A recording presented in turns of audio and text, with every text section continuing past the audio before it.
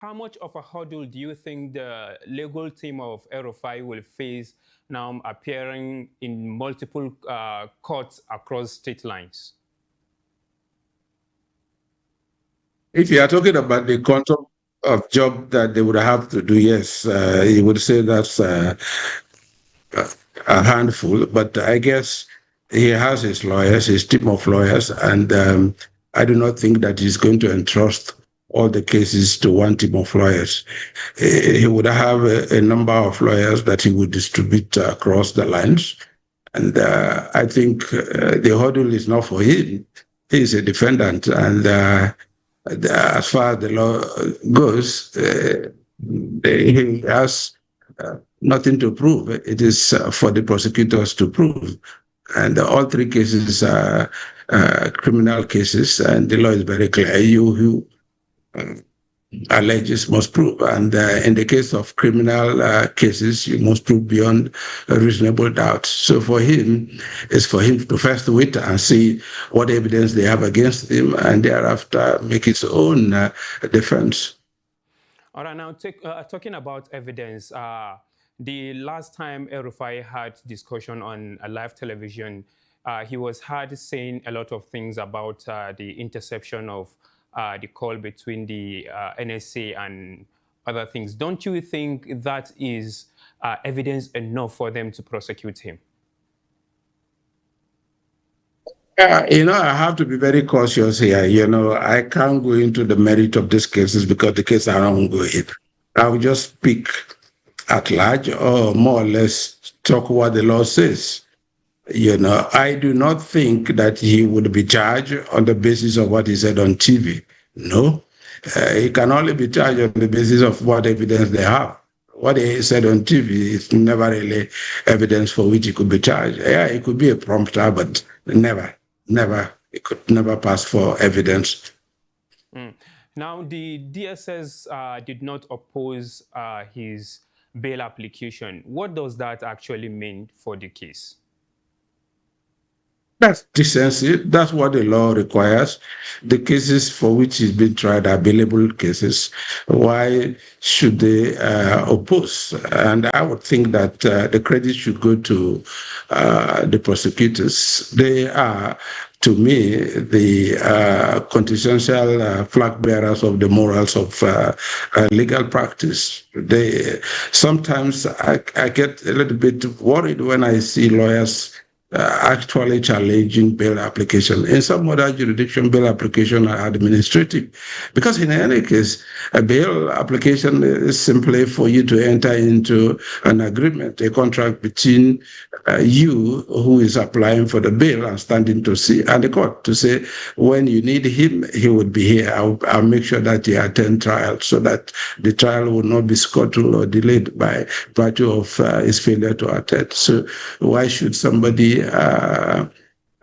challenge bail application? I should say kudos to the prosecutors. They've shown some sort of decency and adherence to what the legal profession demands of us. We lawyers are not just custodians, but protectors of the rule of law. That's what we are sworn to do. The rule of law and the rule of the statutes are very clear. The Constitution is very clear. Everybody is proven innocent until proven otherwise. Everybody remains innocent until proven otherwise. So why would you challenge bail? Now, the prosecution is seeking to conceal the identities of witnesses under Nigerian law. In what circumstances is this allowed, and could it affect the fairness of the trial? Well, I do not have preview of the proof of evidence. I do not have preview of the charges. And like I said, even if I do, I won't go into the nitty-gritty of it. But I would guess that the judge who is seized of the case will take a look at it and look at, because it's a balance, just like you said, balancing the justice. The judge is just an arbiter, and for each time, his guidance towards what? The justice of the case. His yes or no would depend on the justice of the case. And sometimes, yes, at some for some cases where issues of security at play, and perhaps the security agencies will not want to disclose how they go about their own investigations. That could be the reason. But the underlying case is that transparency, accountability of the process to the public, not just to the parties before it, but to the public itself. Let the public know what it is. It's not for the two wise men before the court to come and explain to the court to say, this is what we did to get this.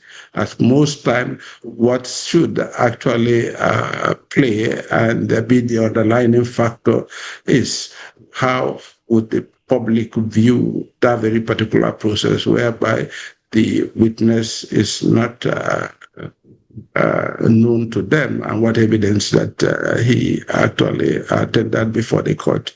You know, we are not talking of minors here. We are talking about adults, of course. I would expect that the people they are bringing to come and testify are adults, and who by themselves know the consequences of their job and their duty to the court. To the courts during these adjudications. Is it part of the court process, or is it something else?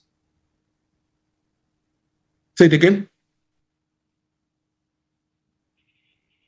All right. Now, the question is, in some of these cases, especially concerning Nasser El-Rufai, the media are not allowed to go into the courtrooms. Is this part of the case, or is something else?